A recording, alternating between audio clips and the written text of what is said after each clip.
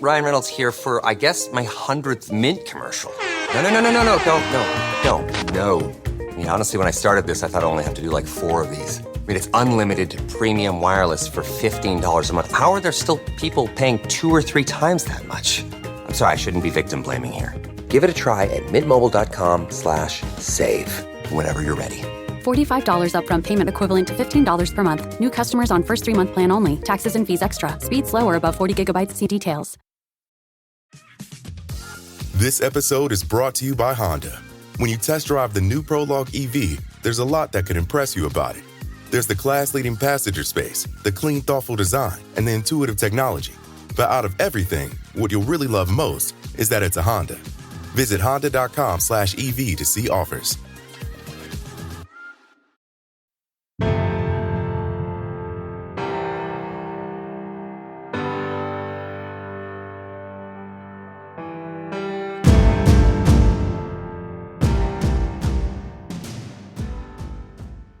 In this episode from our archives, Rob Everett, who is now an analyst with the Miami Dolphins, joins us to analyze game preparation as we approach the end of regular season and the anticipation of the playoffs. We discussed the complexities of managing game film, highlighting the balance between leveraging technology and avoiding information overload.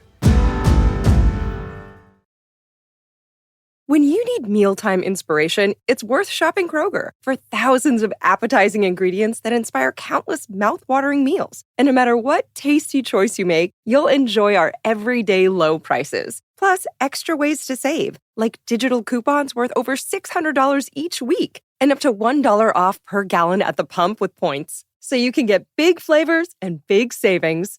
Kroger, fresh for everyone. Fuel restrictions apply. Welcome to another episode of the Ed series. And joining me, as he does every week throughout the season, is Coach Rob Everett. Rob, week 10 here in Ohio, we're heading towards the end of a lot of states' regular season. Some teams have already started their playoffs. And I think a unique opportunity and some things we'll talk about here today that relate to this time of the year. Yeah, it's the end of the year can be exciting, but it also can be that grind where, you know, there's a lot of information out there, both on your own team and that's available in your opponents. You know, that we talk about tech every week, and you know the good part is in our sport today is that there's a lot of that. You know, it's so much easier to share information and share things, but you know it can be crippling sometimes if you're not careful. Well, you have to look too is how does it fit into your workflow? Because let's say it's week 10, you have 9 weeks of film maybe in your exchange that you could take a look at here from an opponent, but you know, what games do you really want to look at? And we approached this at the beginning of the year, the idea of not having enough or not knowing and not having film. And we're at the end of the season now, and we have the exact opposite of that situation. Yeah, that's right. So I think you hit the nail on the head of starting this off. You know, when you're talking about your process and things like that, this also could be a good, you know, off-season conversation with your coaches is, you know, plan ahead for what this looks like when you get a lot of film. You know, I can tell you in my experience, and this is probably wrong, and I've had people tell me that I'm crazy because of it, but, you know, I go back and I have my staff and my people tag, you know, every piece of film that we get, you know, sometimes it's the entire season. I mean, some people think I'm crazy because of that, but you know, the thought process that I have is that we want to be able to reference and evaluate the film. Not necessarily means we're going to use, you know, all 10 games or all 9 games, 8 games, whatever it might be.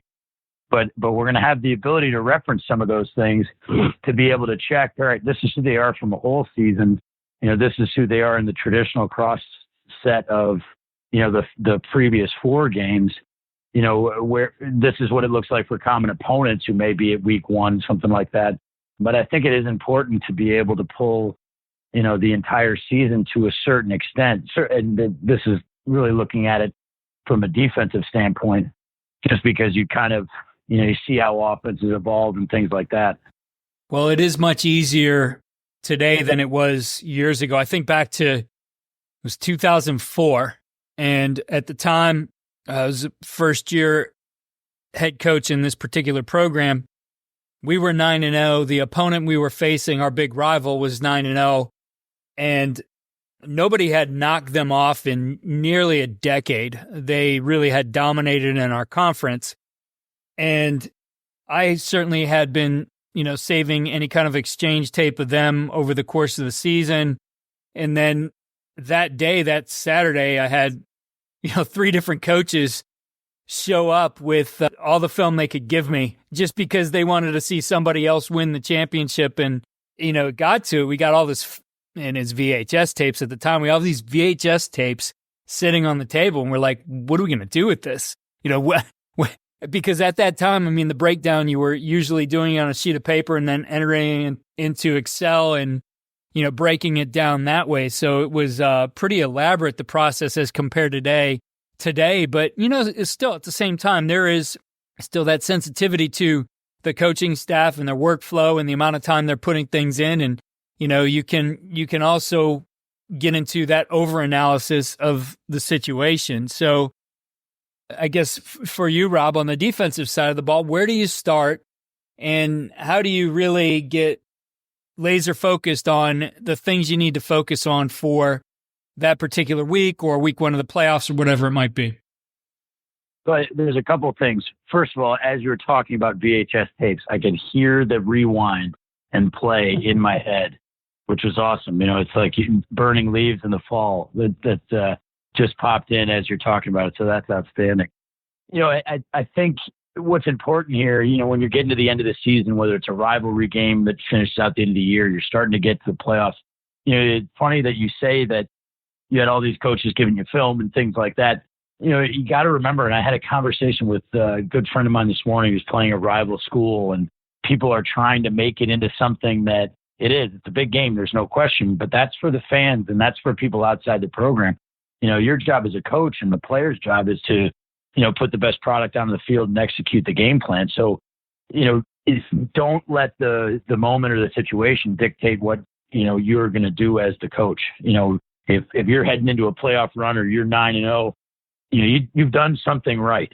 And while it can be tempting to, listen to somebody about, hey, I have this play that will work guaranteed, trust your staff and trust your instincts and your team, because you're going to know your team more than anybody else.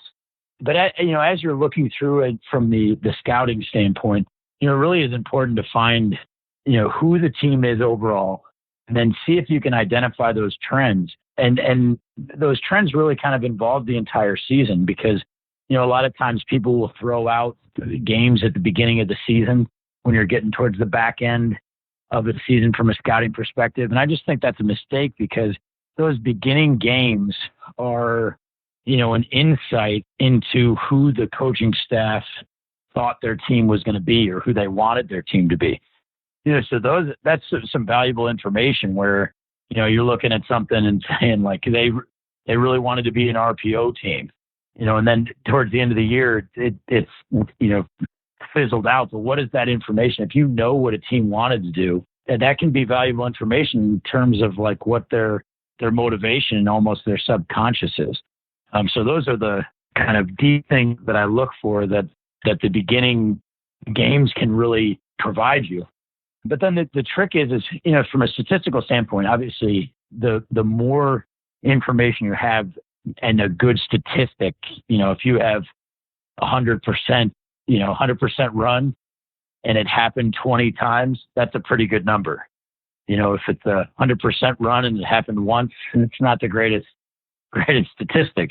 So obviously the more numbers that you have, the more, plays that you have is going to be better. So you want to try to make your subset as large as possible, but also making it relevant, because a pitfall that you can get into sometimes is a team will, as it ebbs and flows through the season, and will sort of like regress to a 60-40 situation when realistically on their back end, they became more of, 80-20 run to pass. So, but identifying those trends really requires that you have the whole as well, and then try to narrow those things down with the information that's relevant, but try to get as much relevant information as you can. Well, I think that's an important point of understanding how this team evolved over the course of the season. When I look at this time of the year, and I could think of it, right here, the team we played in week 1 had some key injuries. They lost some key players. And when that happens, you might start to look a little bit different. You might have to rely on different skill sets than you were at the beginning of the year. That player who replaces him may be a different type of player who it's, better suited to, go to a different part of what you have in your offense. So you might see that different picture, and certainly understanding that information, I think, is helpful in your breakdown. When did that guy disappear from their lineup? You should be able to see that, with looking at jersey numbers on film. Take note of that. Don't just discount that, a tailback's tailback. Look at that number, quarterback's number, receiver's number, key offensive lineman. How might that have changed over the course of the year, and why? Was it an injury? Did a guy lose his job? What can you figure out about that information as well? And then I think, from an offensive perspective, anytime I've gotten to this point in the year, I didn't necessarily have that motivation to add extra games into our breakdown. If we had the data, we certainly wanted to. But, when you get to this point in the year, most teams do play in a conference. So you have an idea of who's like us, right? Who is most like us, and then putting them in the breakdown to see how do they defend those teams. That should start to get you a good picture of, what are they going to do against us? How are they going to defend us if this is similar to what we do? And, that happens over the course of the year. I know going through and with the team that I break down the film for, there's one particular team that, was not useful for us to break them down at any point during the year. And we kind of followed the schedule through and, play them in week 10. But, the breakdown of what defenses were doing against them really wasn't too relevant to us because we were so different. So I think finding the teams that are like you, and that's both from, the schematic perspective, but as well as looking at some of the players you have and how you might match up personnel-wise. I think there's a lot of value in looking at things that way as well. And not necessarily just looking at the 3 most recent games. Now, I do think it's important to do that, but I do think you can find those games that are most relevant to who's like us. What can we get from this information if we put it all together? Yeah, I think that's it. That, defensively is about trends, and offensively, when you're looking at an opponent, you really need to find the relevant information to put the best picture together. I think that's a great way to look at the differences between the two sides of the ball, offensively and defensively. I like that, Coach. Well, I think the other thing too, I always looked at over the course of the season was how could I start to add wrinkles? How could I maybe build some tendencies that I know I want to break later on?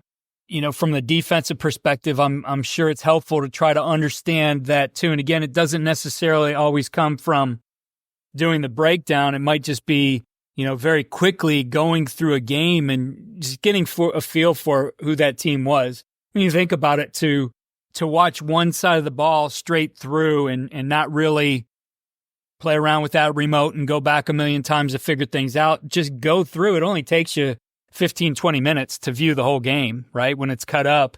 So there's some value in that. And the other thing I think from your perspective, Rob, on defense is, what were the special plays? What were the tricks, especially early in the season, where there's some things they did early on that maybe have been put on the shelf and might come back in this game? Yeah, or they're thinking that they're not going to break this game down from the beginning of the year. I can slide this play in again because it's 7 games later. Yeah, it's funny you say that, Coach, because that is exactly what I was thinking. That defensively identifying those trick plays, those things where they're trying to catch people, whether it be tempo or something. You need to have eyes on it. And just like you said, even if you're just watching it like you would watch a game, rather than actually breaking it down, there's still a tremendous amount of amount of value there. And then, another thing to add really, I think this is applicable to both sides of the ball, but those special situations, usually those are pretty consistent. And because they don't happen in every game, you don't always get a 2-minute situation. You don't always get a backed up situation.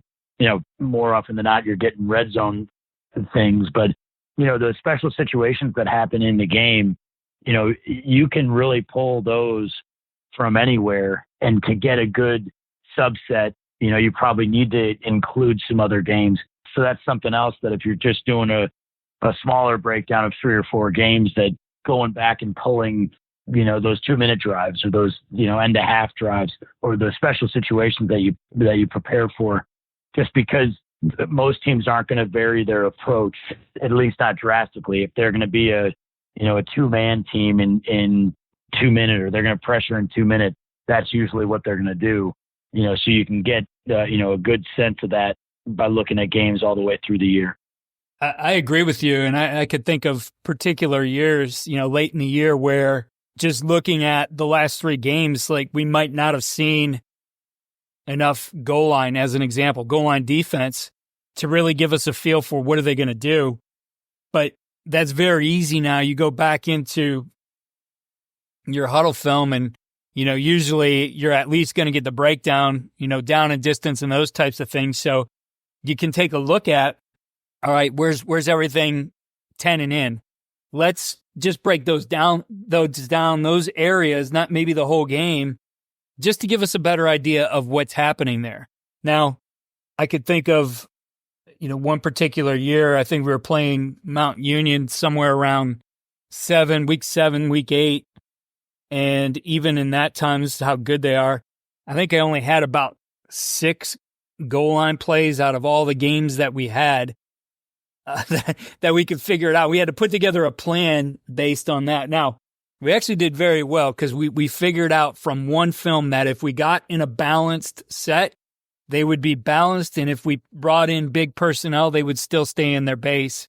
And so we built a plan off of that. But that took a lot of, deduction on our part. I rather would have the data. I'd rather pull from those other games.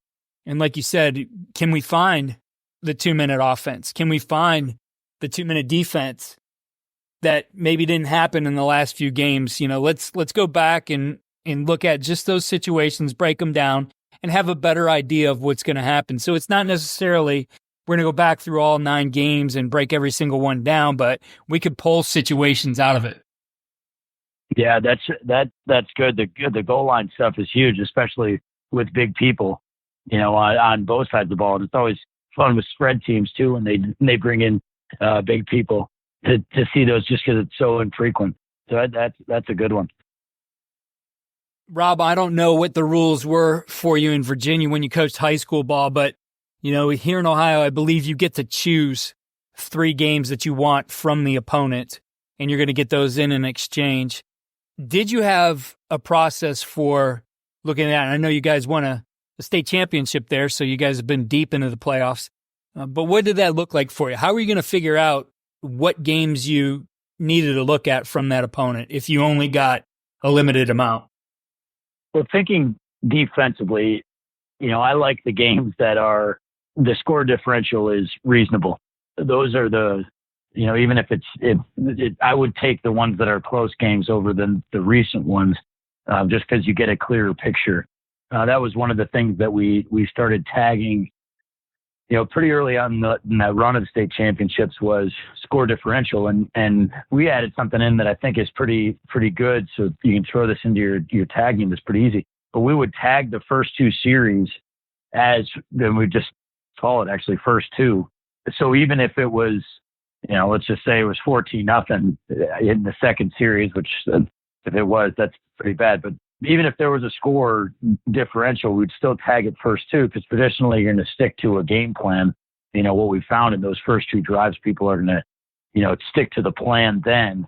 But that gave us the ability to really kind of filter through and say, all right, we can get rid of the second half of this game or the fourth quarter of this game because it got out of hand. And we usually use 3 scores as the tipping point. But I like that concept of being able to choose the games and thinking, defensively, if you're going to talk about who'd like you, obviously if you're an odd front team and finding out how they're going to block a nose, that would be an important, concept. Finding somebody who's like you from a pressure standpoint. Me personally, I'm a zone cover guy. So, staying away from man-free teams if you had 10 games and you only could choose 3. But that's how I would kind of focus those things down. Take a look at those games that are close so you can really get a good idea of what they're doing when it really matters. And then also finding those things that are somewhat similar, because, we're a lot of odd front, at its gut. And, the odd front changes things for offenses a lot, as you know. So that's how I would kind of look through those things, and just, because I did spend some time on the offensive side, even though I spend most of my time dogging those guys, but I would look at, similarities with tight ends for offenses, find those scout films that, play Y off, or play with a tight end, staying away from 2-man surfaces if you're a pro and 11 personnel team, really kind of staying away from those spread teams. And that's how I kind of narrowed the focus down a little bit on the choosing. But that's a good exercise that everyone should go through. It's a good staff conversation piece in the off season right there. I love that idea of point differential. That's not anything we've ever put in our breakdown columns, but I could see that now as something that's very useful in really trying to figure out at what point does a team deviate from what you start to see maybe as the initial game plan as a change in things. Because, I see it in watching like opposing offenses. I could think of one game in particular that I just looked at in this past week. I mean, they came out with a lot of what looked like an empty set. It was really kind of a hybrid wing tee pistol type thing. And then they got away from it and they went back to their 2x2 and 3x1 at some point in the game. And I don't know exactly what that score was, but I know there started to be, big changes in the separation between the teams in the points in that game. So I could see that as something very useful in really trying to delineate what do they do when they're sticking with the initial plan, and then what's their plan when things aren't going exactly their way? How do they start to deviate? Is this guy going to start to give me more pressure? Is he going to put more people in the box? Or if we're throwing the ball, maybe he drops back into coverage a little bit more. So I think understanding that too is important. And I don't know that it exactly makes its way into the game plan, but it certainly makes way into your notes that you're going to be able to look at and think about during the course of the game. Yeah, and that's both sides too, where, I always use two scores as like a mental thing, I think, for all coaches. You get to 9 points and it's like, whether it's up or down, I think there is a psychological shift, certainly in the second half. And so looking at, what does that look like between 1 score and 2 score in the second half, both up and down? And that's true on both sides of the ball. When you have a lead, are they, do they stick with their pressure plan, or do they become conservative? Or the same thing, does it become the NFL model where it's almost like, let's just run out the clock, and you keep this play clock going, and not worry about 3 and outs. I'm doing some tagging on some NFL things right now. And, it's funny to see score differential, because the columns that I'm working off of have score differential right next to, I'm doing some ODK stuff, and it's crazy the 3 and outs that happen when a team is up by 2 scores in the second half. And it's not that they don't care. It's just, you can stop the run if you commit enough people. And so if you're going to play conservative and the other team knows it, there are some play calls that you can make that you will win just by, simple math. So I think that's an important one when you're choosing. But if people aren't using that one, that's a great, that can provide some really cool information and really you can get into the head of your opponent and how they're changing when the score in the game is on the line, especially when you like I said, pair that together with the quarter. Well, to wrap things up, Rob, I think getting all this information is extremely valuable. Having it at your fingertips as you put together your game plan, as you go through a game and understanding that this is where they may go next, I think is very important. But especially if your team heading into the playoffs or playing a big game for a championship, you have to remember there's a reason why you're there, and there's things you've done along the way that work. And just because the data may present something doesn't mean that it's time for you to completely change what you're doing. There's a lot to be said about the execution, about what your team has confidence in, but yet at the same time, as I've said, the knowledge, having the knowledge at your fingertips can help you at some points, maybe if things start to deviate from what the original plan was. Yeah, I think that, that knowledge is empowering, but you're totally right. It should not be, your players' comfortableness with the play calls and being able to play fast. That's the most important thing, but, and this is coming from someone who loves numbers and is, I believe in them wholeheartedly in designing a game plan, but from an instruction standpoint from the players, you're right. You're there for a reason. And what is it that can allow your players to, execute as fast and efficiently as possible? And it might not be the thing that is mathematically sound. That may be your scenario. So, we've talked about this a couple of times already, trust your gut and trust your process. But I will say at the same time that the data is empowering, even if you're just keeping it to yourself. And I know I speak like I've come from, big high school programs and college and professional football. So I might downplay how easy it is to get data and things like that. But, we've talked about this. It is easy. You just have to have a plan and everybody can do it to a certain extent. And we're here to help you if you need help, but, come up with that, start small, but get those numbers in there, get those things, even if it's for yourself. But there's a lot of things that you can build off and make your team better. Well, Rob, as always, I appreciate your time, and I know you're doing some interesting stuff with your breakdowns right now. I'm excited to see some of that as you finish it up. At least me personally, we might not share it here on the podcast, but as we move through the postseason here, we know that some teams are wrapping things up, so we kind of are going to devote some time to talking about maybe some things that can help you here through the playoffs. We're also going to have our focus a little bit as well on those teams who are in the clubhouse and want to take a look back at their season and analyze some things. And remember, you can reach out to Rob on Twitter, DM him at 9inthebox, spell out that number NINE, 9inthebox. You can get me at Coach K. Grabowski. Rob, thanks again for your time, and I look forward to the Edge again next week. Absolutely. Thanks, Coach. We'll see you next week. This episode was presented by Modern Football Technology. Be sure to check the link in the show notes and get a demo. You can use that now as you're heading into the playoffs. It is an easy out-of-the-box solution. Or if you're going to use it for your postseason breakdown and planning for next season, get a demo with Christian and his team. They'll take care of you. Be sure to follow all we're doing at coachandcoordinator.com and follow us on X at Coach K. Grabowski.